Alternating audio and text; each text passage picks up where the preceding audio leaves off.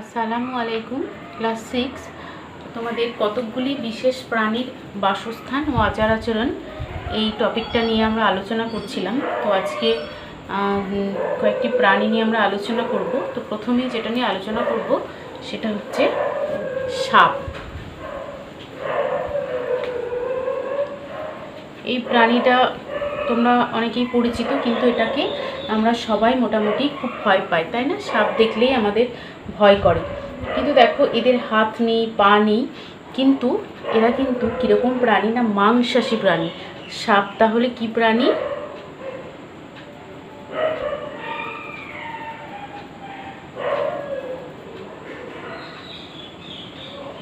এরা হচ্ছে মাংসাশী প্রাণী। এরা অন্য প্রাণীদের ধরে খায়, তাই না?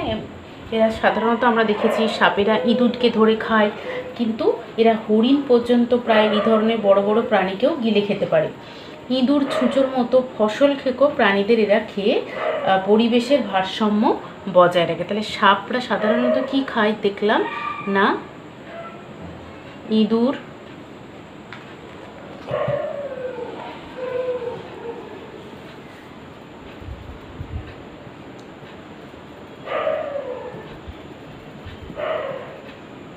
ইঁদুর খায়, আর কি খায়, ছুঁচো খায়।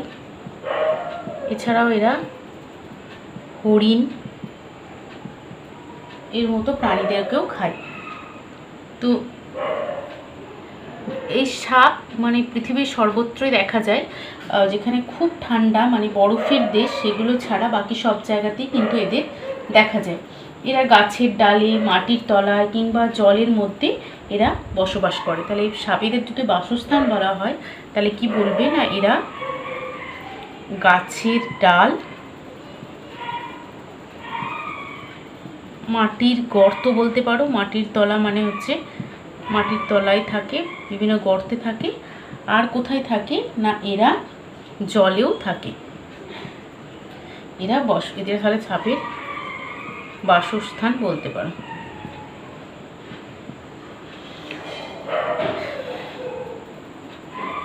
দেখো, সাপের মাথার হাড় এমনভাবে সাজানো যে সাপ চোয়াল দুটোকে দুপাশে ছড়িয়ে বিশাল হাঁ করতে পারে। তাই সাপ নিজের মুখের থেকেও বড় প্রাণীকে, যেমন ধরো বড় বড় ইঁদুর, পাখি, এগুলো শিকার করে গিলে নিতে পারে। ওদের মাথার হাড়টা এমনভাবেই সাজানো থাকে যে চোয়ালটাকে অনেক বেশি বড় করতে পারে। সাপের গোটা গা চামড়া বা আঁশ দিয়ে ঢাকা থাকে। তাহলে সাপের গা কি দিয়ে ঢাকা থাকে না, চামড়া, আঁশ দিয়ে, সাপের চামড়া আঁশ দিয়ে ঢাকা থাকে। এটা গা না লিখে চামড়া বলতে পারি। সারা গায়ে এদের কি থাকে, আঁশ থাকে।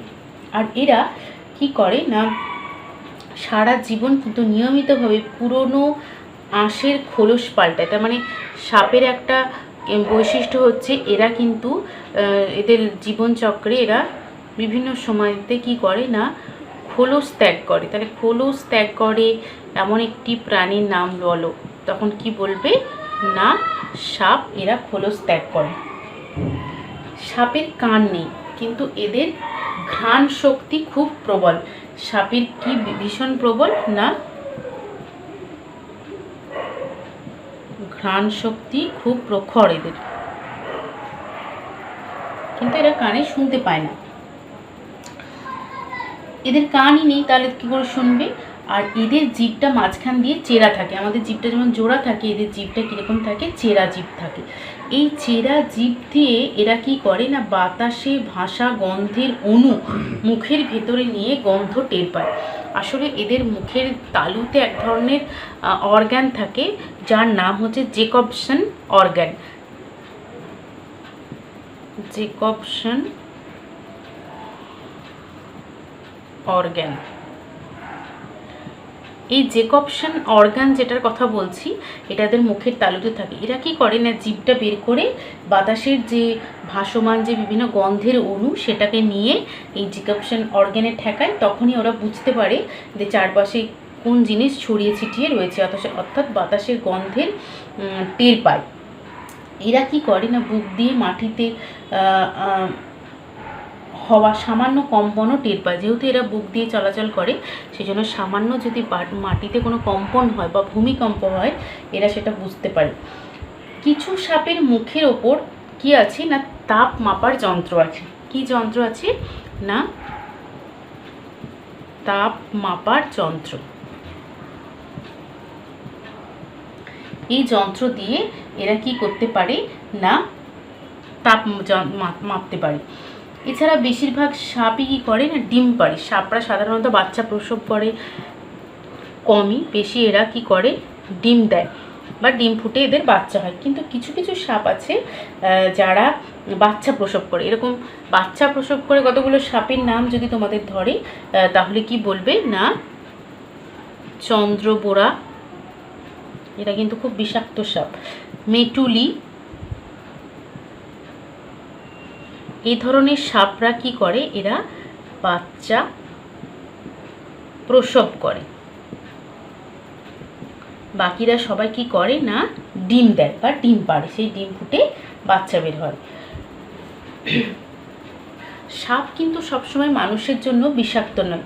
সাপের জন্য ভয়ঙ্কর বিষাক্ত খুব কম প্রজাতি, মানুষের জন্য ভয়ঙ্কর খুব কম প্রজাতিরই সাপ আছে। যেমন কিছু ভয়ঙ্কর বিষাক্ত সাপের নাম, যেমন ধরো কালাচ বা ডোমনা চিতি, চন্দ্রবোরা, কেউটে, গোখরো, শঙ্খচূড়, এগুলো। তাহলে যদি কোনো বিষাক্ত কোনো সাপের নাম বলা হয় যেটা কিন্তু কামড়ালে মানুষের মৃত্যু হয়, সেই ধরনের সাপ হচ্ছে কি বলো না চন্দ্রবোরা। আর কি আছে গোখরো, এই নামগুলো তোমরা শুনেছো। এরা কিন্তু খুব বিষাক্ত সাপ, এরা কামড়ালে সাধারণত মানুষ বাঁচে না। এছাড়া আরও নাম আছে, বইতে পড়বে, যেমন হচ্ছে ধরো শঙ্খচূড়। এই ধরনের সাপেরা কামড়ালে কিন্তু মানুষ মারা যায়। বিষাক্ত সাপরা বিষকে শিকার মারতে ও হজম করতে কাজে লাগায়। কারণ এদের যে বিষ সেটা শিকারের ওপর ঢেলে দেয়, যার ফলে কি হয় সেই শিকারটাকে ওরা সহজে হজম করতে পারে। সব সাপেরই বিষদাঁত একই মাপের থাকে না, বিভিন্ন সাপের বিষদাঁত বিভিন্ন ধরনের হয়।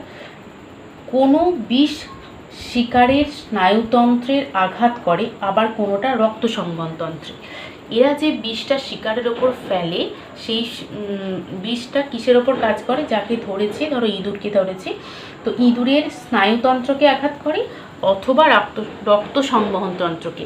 তাহলে ওরা ওদের স্নায়ুতন্ত্রটাকে দুর্বল করে দেয় বা নষ্ট করে দেয়, বা রক্ত সংবহন, এই দুটো নষ্ট হয়ে গেলে তারা কি হবে না মারা যাবে। তো তখন তারা কি করে সহজেই ওই শিকারটাকে খেয়ে নিতে পারে।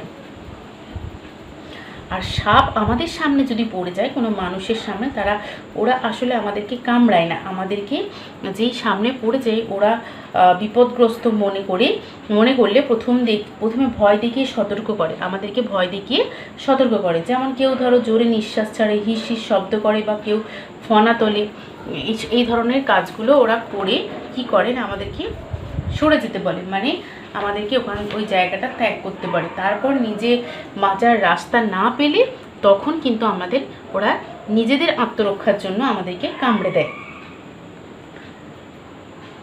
আর মানুষরা কিন্তু কোনো সাপের খাদ্য নয়, ঠিক আছে, ওরা ভয় পেয়ে আমাদেরকে কামড়ে দেয়। কিন্তু তোমরা জানো হয়তো এই সাপের বিষ কিন্তু খুব উপকারী জিনিস, অনেক মেডিসিন তৈরি করতে এই সাপের বিষ কাজে লাগে। তাহলে তোমরা মোটামুটি সাপ সম্পর্কে কিছু জানলে, কিছু বিষাক্ত সাপ সম্পর্কে জানলে, এরা কেন আমাদেরকে কামড়ায়, জ্যাকবসন অর্গ্যান সম্পর্কে জানলে, এবং এদের কিছু বৈশিষ্ট্য জানলে যেগুলো এরা বিভিন্ন কাজে লাগায়। এবার আমরা আরেকটি প্রাণী সম্পর্কে জানবো, তার নাম হচ্ছে বাঘ।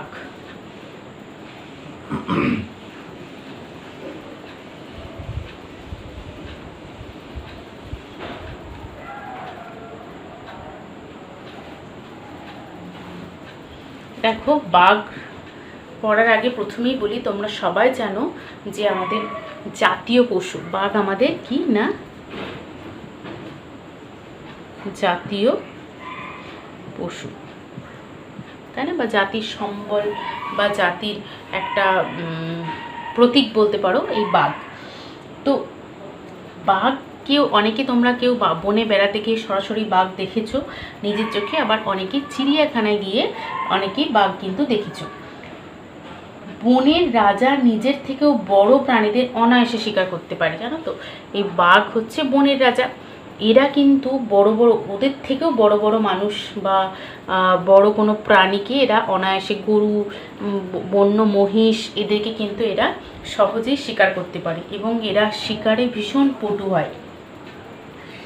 এদের সাংঘাতিক জোরালো চোয়াল আর তাতে আছে ধারালো বড় ক্যানাইন বা সদন্ত দাঁত থাকে। তাহলে এরা এত ভালো শিকার করতে কেন পারে না, এদের চোয়ালটা কি হয়, ভীষণ জোরালো হয়। চোয়াল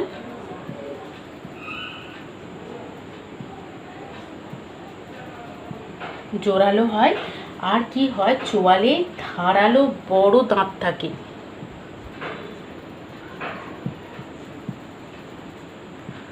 বড় যে দাঁতটা থাকে তাকে বলা হয় ক্যানাইন দাঁত, ক্যানাইন দন্ত থাকে। এটা থাকার জন্য এরা সহজেই কিন্তু কি করতে পারে, এটা শিকার ধরতে পারে। দেখো বিড়ালের মতো এদের চলাফেরার সময় সামান্য শব্দ হয় না। বিড়ালরা যেমন আসে চুপি চুপি, আমরা বুঝতে পারি না, ঠিক একইভাবে বাঘও কিন্তু খুব নিঃশব্দে কোনো রকম আওয়াজ ছাড়াই এরা হাঁটাচলা করতে পারে বা চলাফেরা করতে পারে। আর ধারালো এদের থাবা, যে সেই থাবার ধারালো নখ শিকারের আগে পর্যন্ত ভেতরে ঢোকানো থাকে, কিন্তু যখনই শিকার ধরে সেই নখকে কি করে শিকারের গায়ে ঢুকিয়ে দেয়, যার ফলে সেটা সহজেই আঘাতপ্রাপ্ত হয়ে যায়। তাহলে এদের থাবায় কি থাকে, এদের থাবায় ধারালো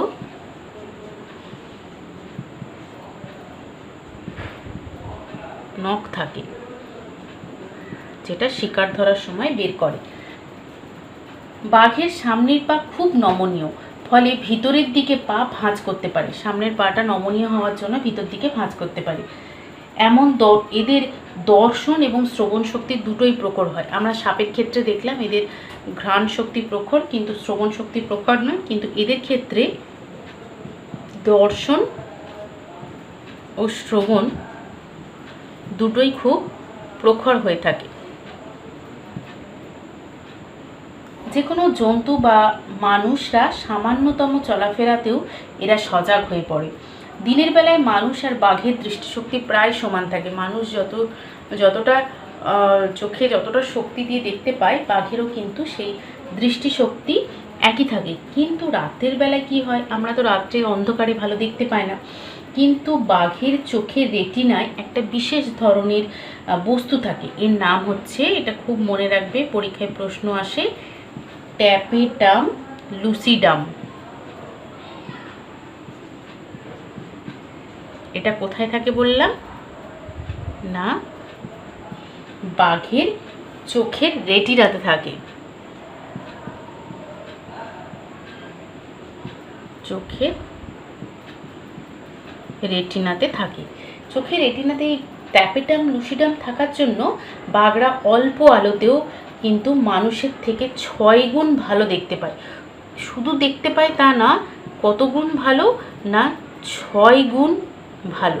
মানে কতটা পরিষ্কার দেখতে পায় বুঝতে পারছো। রাতের বেলাতেও এরা এই চোখের রেটিনার মধ্যে ট্যাপেটাম লুসিডাম থাকার জন্য এরা যে কোনো বস্তুকে খুব ভালো করে দেখতে পায়।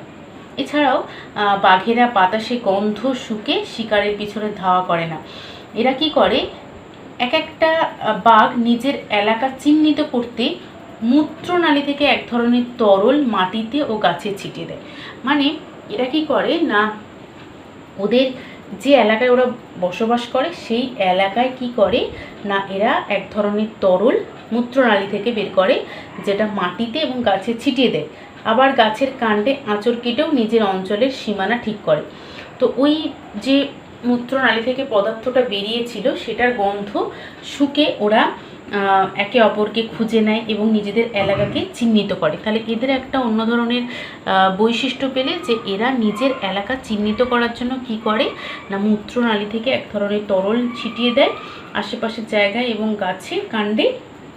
এছাড়াও ওরা কি করে গাছের কাণ্ডে আঁচড় কেটে রেখে সেই চিহ্ন দেখে নিজের অঞ্চলকে এবং বাঘিনীকে গন্ধের সাহায্যে এরা খুঁজে নেয়।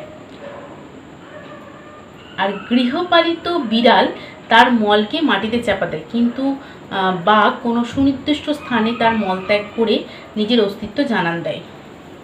মানে বাঘেরা যেখানে মলত্যাগ করে জানতে হবে সেই জায়গায় কিন্তু বাঘ রয়েছে, তার মানে ওরা সুনির্দিষ্ট স্থানেই মলত্যাগ করে নিজেদের অস্তিত্বর প্রমাণ দেয়। আর বিড়ালেরা কি করে মলত্যাগ করে সেটাকে মাটিতে চাপা দিয়ে দেয়, এরা সেটা করে না। প্রাপ্তবয়স্ক বাঘ সাধারণত একা থাকে। তাহলে কোন বাঘ একা থাকে মানে যারা অনেক বড় হয়ে গেছে অ্যাডাল্ট এরকম প্রাপ্তবয়স্ক, আর ছোটরা বাবা মার সাথে থাকে। বাঘেরা কীরকম থাকে না এরা একা থাকে।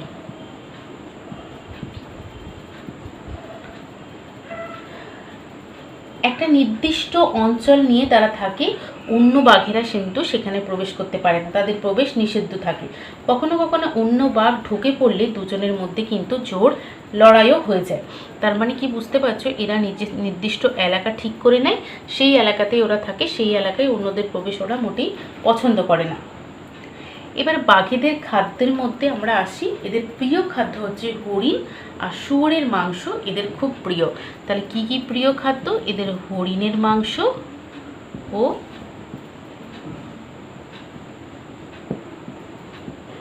শুয়োরের মাংস এদের বাঘেদের প্রিয় খাদ্য। আর যারা সুন্দরবনে থাকে যে সমস্ত মাছ বাঘ বা রয়্যাল বেঙ্গল টাইগার তারা কি খায়? তারা কাঁকড়া, তারপরে মাছ, গোসাপ এগুলো কিন্তু খায়।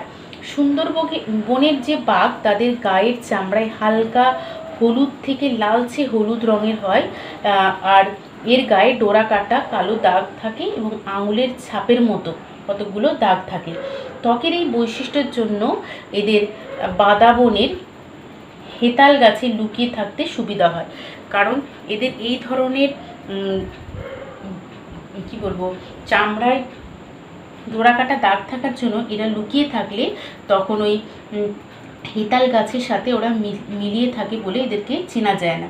আমরা জানি সুন্দরবনের বাঘকে আমরা রয়্যাল বেঙ্গল টাইগার বলি। এই রয়্যাল বেঙ্গল টাইগার তাহলে কি হচ্ছে না এদের চামড়া হালকা হলুদ থেকে কালচে হলুদ রঙের হয়, আর এদের গায়ে ডোরা কাটা কালো দাগ থাকে ঠিক আঙুলের ছাপের মতো। এই জন্য এই ধরনের এদের চামড়ার রং হওয়ার জন্য এরা সহজেই লুকিয়ে থাকতে পারে। সাধারণত সূর্যাস্ত থেকে গোধূলির মধ্যেকার সময়ে বাঘ শিকার করে। তাহলে কখন এরা শিকার করে? সূর্যাস্ত থেকে গোধূলির মধ্যেকার, মানে সূর্যাস্ত মানে যখন সূর্য অস্ত যায় তখন থেকে গোধূলি মানে ঠিক সন্ধ্যের আগে পর্যন্ত এই সময়ে এরা শিকার করে। বাঘ তার শিকারকে চিহ্নিত করে কাছাকাছি যতটা যাওয়া সম্ভব যেতে চেষ্টা করে। মানে প্রথমে শিকারটাকে দেখে নেয়, তারপরে শিকারটার অনেকটা কাছে গিয়ে তাকে শিকার ধরে, তারপর তাকে তাড়া করে বা পিছন থেকে ঝাঁপিয়ে তার কাঁধ বা গলা কামড়ে ধরে। এবার শিকার যখন মারা যায় তখন তারা ওই শিকারটাকে টেনে টেনে কোনো একটা নিরাপদ স্থানে নিয়ে যায় এবং সেখানে গিয়ে তার মাংস খায়। আবার যদি শিকারটা অনেক বড় আকারের কোনো প্রাণী হয় তাহলে এরা সেটাকে রেখে দেয় এবং অনেক দিন ধরে খায়। শিকারের সব চেষ্টা যে সফল হয় তা নয়, তবে সব দিন এদের সেই জন্য খাদ্যও জোটে না। দেখো, বাঘ একই সঙ্গে হিংস্র এবং বুদ্ধিমান। বাঘ কিন্তু খুব বুদ্ধিমানও প্রাণী। পেটে খিদে থাকুক বা না থাকুক শিকার পেলে কখনোই তারা হাতছাড়া করে না, ভবিষ্যতের জন্য খাদ্য মজুত করে রেখে দেয়।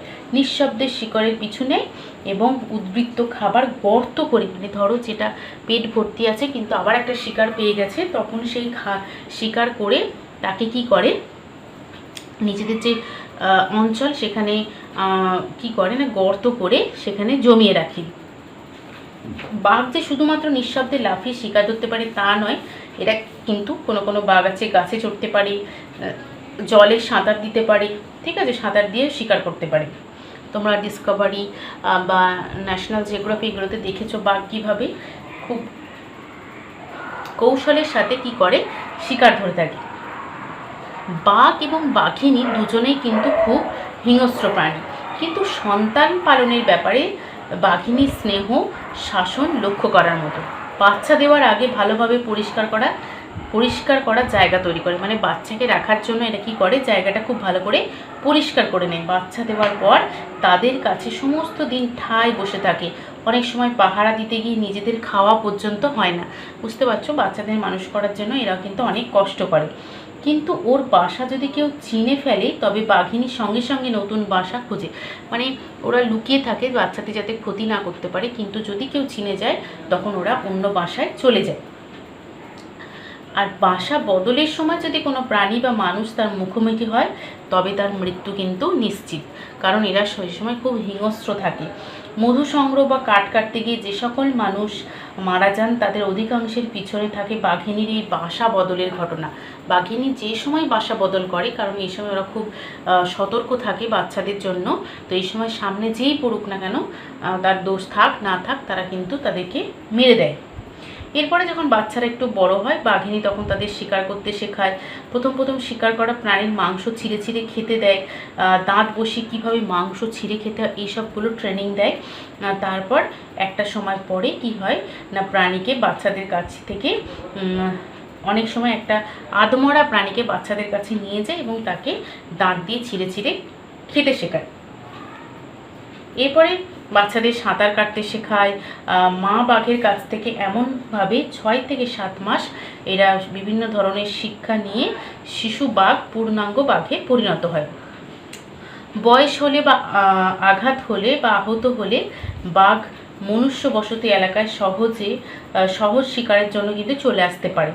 ধরো কোনো বাঘের খুব খিদে পেয়েছে বা কোনো জঙ্গলের মধ্যে ওরা পর্যাপ্ত খাদ্য পাচ্ছে না, তখন তারা খাদ্যের খোঁজে কোথায় চলে আসে, মানুষের জনবসতি অঞ্চলে চলে আসে। সুন্দরবন অঞ্চলে অনেক জঙ্গল ঘেঁষা যে সমস্ত গ্রাম আছে সেখানে প্রায় কিন্তু বাঘের আবির্ভাব ঘটে। এটা তাদের কাছে একটা বড় সমস্যা। যে বনে বাঘ থাকে সেখানে মানুষ ঢুকতে ভয় পায়। মানুষের হাত থেকে জঙ্গল রক্ষা করার জন্য বনে বাঘের সংখ্যা বাড়ানো কিন্তু খুব জরুরি। জঙ্গল ধ্বংস হওয়া এবং চোরা শিকারের জন্য বাঘের সংখ্যাও কিন্তু কমে যাচ্ছে। বাঘ কিন্তু সংরক্ষিত একটা প্রাণী, যাকে আমাদের সংরক্ষণ করা দরকার। বাঘের সংখ্যা খুবই সংকটাপন্ন এখন, তাই বাঘের সংখ্যা বাড়ানোর জন্য ভারতের বিভিন্ন জঙ্গলকে ব্যাঘ্র প্রকল্পের আওতায় আনা হয়েছে এবং বাঘকে যাতে করে সংগ্রহ করা যায় এবং তাদের প্রজননের ব্যবস্থা করা যায় সেদিকে কিন্তু নজর দেওয়া হচ্ছে। তাহলে আমরা বাঘ আমাদের জাতীয় পশু সেটা সম্পর্কে জানলাম। এবার আমরা আরেকটি প্রাণী সম্পর্কে জানব, তার নাম হচ্ছে তিমি।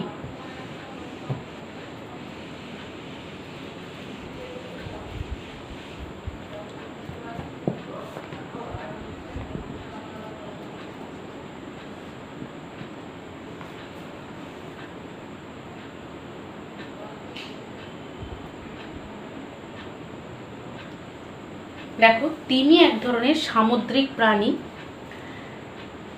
অনেকে মাছ বলে, কিন্তু তিমি কিন্তু কোনো মাছ নয়। তিমি হচ্ছে স্তন্যপায়ী প্রাণী, এটা মনে রাখবে। তিমি কোনো মাছ নয়, এক ধরনের স্তন্যপায়ী প্রাণী। তিমির গায়ে কেবল মাথার সামনে নাকের জায়গার অংশে কিছু লোম থাকে। এদের চামড়ার নিচে একটা পুরু চর্বির স্তর থাকে, যার নাম কি না ব্লাবার। তাহলে ব্লাবার কি, এটা খুব আসে না, এদের চামড়ার নিচে কি থাকে, চর্বির স্তর। যে চর্বির স্তর থাকে তাকে বলা হচ্ছে ব্লাবার। এই চর্বির স্তর দুভাবে তিমিদের সাহায্য করে। কি সাহায্য করে না, যখন চলাফেরা করে তখন এখান থেকে শক্তির যোগান দেওয়া হয় আর দেহের তাপমাত্রা বজায় রাখে। তাহলে এই চর্বি কি করে, এদেরকে অনেক শক্তি দেয় আর দেহের তাপমাত্রা বজায় রাখে। এই দুটো কাজে ব্লাবার কাজে লাগে। তিমিদের পূর্বপুরুষদেরও অন্যান্য স্তন্যপায়ীদের মতোই দুটো হাত আর পা ছিল, কিন্তু জলের জীবনে মানে বা জলে সাঁতার কাটার জন্য মানিয়ে নেওয়ার জন্য এদের হাত দুটো কি হয়েছে না, ওদের হাত দুটো পরিণত হয়েছে সাঁতার কাটার অঙ্গ ফ্লিপার। তাহলে ব্লাবার একটা অঙ্গ, আর একটা অঙ্গের কথা জানলাম, সেটার নাম হচ্ছে কি ফ্লিপার। এটার সাহায্যে এরা কি করে না সাঁতার কাটে। দেখো অনেকগুলো নতুন নতুন শব্দ তোমরা জানছো, এগুলো সম্পর্কে জানতে হবে। এরা ব্লাবার থাকে, যেটা চামড়ার নিচে চর্বির স্তর, এখান থেকে শক্তি পায় এবং এদের দেহের তাপ বজায় রাখে। আর ফ্লিপারের সাহায্যে এরা সাঁতার কাটে। আর পিছনের পা দুটো লোপ পেয়েছে, এদের সামনে দুটো যেমন ছিল পিছনেও ছিল পা, সেগুলো লোপ পেয়ে গেছে। জলে বাস করলেও তিমি কিন্তু মাছের মতো ফুলকা থাকে না, কারণ এরা স্তন্যপায়ী। স্তন্যপায়ীদের কি থাকে না ফুলকা থাকে না, এদের কি থাকে ফুসফুস থাকে। তাহলে এদের শ্বাসযন্ত্রের নাম কি? ফুসফুস হচ্ছে এদের শ্বাসযন্ত্র। এটার সাহায্যে এরা জলে সাধারণত যারা থাকে তাদের কি থাকে আমরা জানি ফুলকা থাকে, কিন্তু তিমি যেহেতু স্তন্যপায়ী সেজন্য এদের আমাদের মতো ফুসফুস থাকে, যার সাহায্যে এরা শ্বাসকার্য চালায়। কেবল জলের ওপরে ভেসে উঠলেই তবেই তিমি শ্বাস নেয়, কারণ জলের ভেতরে আমরা যেমন গেলে ফুসফুসের সাহায্যে শ্বাস নিতে পারি না, কি হয় না এরা বারবার দেখবে জলে ওপরে ওঠে আর নামে, তো ওপরে উঠে এরা বাতাস থেকে সরাসরি অক্সিজেন নিয়ে শ্বাসকার্য চালায়। তিমি একসঙ্গে অনেকটা বাতাস নিতে আর ছাড়তে পারে, কারণ এরা একবারই যখন উঠবে জলের ওপরে তখন একসাথে অনেকটা বাতাস টেনে নেয় এবং অনেকটা কার্বন ডাইঅক্সাইড ছেড়ে দেয়। জলে ডুব দিয়ে ভেসে ওঠে তিমি খুব জোরে নিঃশ্বাস ছাড়ে। যখন জলে ডুব দিয়ে ভেসে ওঠে তখন খুব জোরে নিঃশ্বাস ছাড়ে এবং কি করে না এদের মাথার ওপরে থাকা এক ধরনের একটা ফুটো থাকে, যেটাকে নাকের ফুটো থাকে, সেটাকে বলা হচ্ছে কি ব্লোহোল। কি আর একটা নতুন শব্দ শুনলে সেটার নাম হচ্ছে ব্লোহোল।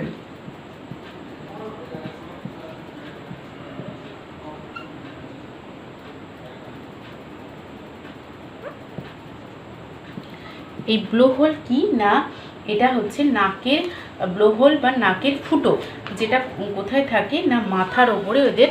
তাহলে ব্লোহোল অ্যাকচুয়ালি তিমির নাকের ফুটো। তো এরা এই নাকের ফুটো দিয়ে কি করে না, যখন বললাম যে এরা জলে ডুব দিয়ে ভেসে ওঠে খুব জোরে নিঃশ্বাস ছাড়ে, এই নাকের ফুটো দিয়ে বা ব্লোহোল দিয়ে এরা জোরে নিঃশ্বাস ছাড়ে। এত জোরে এই বাতাস ছাড়ে কি হয় না এই নিঃশ্বাস বায়ু প্রায় 10 থেকে 20 বা 40 ফুট সোজা উপরে উঠে যায়। তার মানে যে বাতাসটা ওরা ছাড়ে এত জোরে ছাড়ে যে এই নিঃশ্বাস বায়ু কত দূরে উঠে যায়, প্রায় 40 ফুট পর্যন্ত উপরে উঠে যায়। এই নিঃশ্বাস বায়ু সাধারণত আশপাশের বাতাসের চেয়ে গরম হয়, তাই বাতাসে থাকা জলকণাগুলো বাষ্পে পরিণত হয়। আর তিমি জলে ভেসে উঠলেই অনেক দূর থেকে এই সাদা স্তম্ভের মতো দেখা যায়, ঠিক যেন মনে হয় ফোয়ারা। তাহলে তোমরা দেখেছো তিমি জলের ওপরে উঠছে নামছে, এই ছবি তোমরা বইতে দেখেছো, বিভিন্ন টেলিভিশনে দেখেছো যে কেন হয় না যখন ওপরে ওঠে একটা ফোয়ারার মতো জল ওপর থেকে ছিটিয়ে পড়ে। এই ব্লো হোলের সাহায্যে ওরা জলটা বাতাসটাকে এত জোরে ছেড়ে দেয় যে সেটা 40 ফুট পর্যন্ত ওপরে উঠে যায়। তখন কি হয় না ফোয়ারার মতো দেখতে লাগে। আমরা তো ঘুমিয়ে ঘুমিয়েও শ্বাস প্রশ্বাস চালাই, কিন্তু জলের মধ্যে এই তিমির সেই সুবিধা নেই, তাই তিমিরা কখনোই পুরোপুরি ঘুমায় না। এরা ঘুমিয়ে গেলে শ্বাস প্রশ্বাস চালাতে পারে না। তিমিরা যখন বিশ্রাম নেয় তখন তাদের মস্তিষ্কের একটা অংশ জেগে থাকে আর অন্য অংশ ঘুমিয়ে থাকে। তাহলে এরা যখন ঘুমোয় তখন মস্তিষ্কের একটা অংশ ঘুমোয় আর বাকি অংশটা কি থাকে, বাকি অংশ সজাগ থাকে। এটা কিন্তু এদের একটা নতুন ক্যারেক্টার পেলে মনে রাখতে হবে। তো অনেক প্রজাতির তিমি হয়, তার মধ্যে পৃথিবীর সবচেয়ে বড় তিমি নয়, পৃথিবীর সবচেয়ে বড় তিমি নয়, পৃথিবীর সবচেয়ে বড় প্রাণী যেটা সেটা হচ্ছে নাম হচ্ছে ব্লু হোয়েল বা নীল তিমি। নীলতিমি বা ব্লু হোয়েল। এই ব্লু হোয়েল হচ্ছে পৃথিবীর সবচেয়ে বড় প্রাণী। এরা হচ্ছে সবচেয়ে হাতির থেকেও বড়। এরা পৃথিবীর মধ্যে সবচেয়ে বড় প্রাণী। তাহলে পৃথিবীর সবচেয়ে বড় প্রাণীর নাম হচ্ছে ব্লু হোয়েল বা নীলতিমি। একটা উদাহরণ দিলে বুঝতে পারবে যে একটা নীলতিমির ওজন 30টা হাতির ওজন বা 2000 মানুষের ওজনের সমান। তাহলে এদের ওজন এত বেশি, বুঝতেই পারছো যে 30টা হাতি বা 2000টা মানুষের ওয়েটের সমান, মানুষের ওজনের সমান। তার মানে বুঝতেই পারছো কতটা বড় প্রাণী। তো জন্মের সময় এরা লম্বায় 7 মিটার হয় আর ওজনে 2500 কেজি। যখন বাচ্চা অবস্থায় হয় তখন লম্বাতে থাকে কত না, লম্বা থাকে, যখন জন্মায় লম্বা থাকে 7 মিটার আর ওজন থাকে 2500 কেজি। বুঝতেই পারছো কত বেশি, 2500 কেজি। আর বয়স বাড়ার সঙ্গে সঙ্গে একটা পূর্ণাঙ্গ নীলতিমি প্রায় 30 মিটার লম্বা হয়ে যায় এবং এদের ওজন হয় প্রায় 1.5 লক্ষ কেজি। তাহলে যখন বয়স হয়ে যায়, বড় হয়ে যায়, তখন এদের ওজন এদের লম্বা হয় কত, 30 মিটার পর্যন্ত লম্বা হয়ে যায়। আর এদের এতটা লম্বা হয় আর ওজন কত হয়, ওজন হয়ে যায় প্রায় 1.5 লক্ষ কেজি।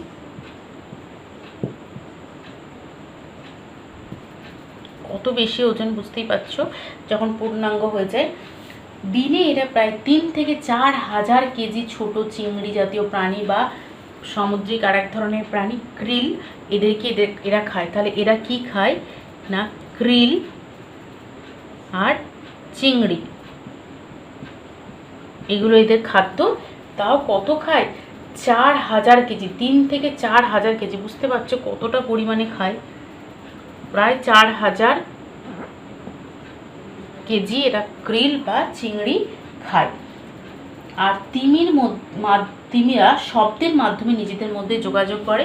এরা নিজেদের মধ্যে কমিউনিকেশন করে কিসের মাধ্যমে না, শব্দের মাধ্যমে। যেমন হচ্ছে হ্যাম্পব্যাক তিমি সুরেলা গানের সাহায্যে নিজেদের মধ্যে যোগাযোগ রাখে। কি তিমি না,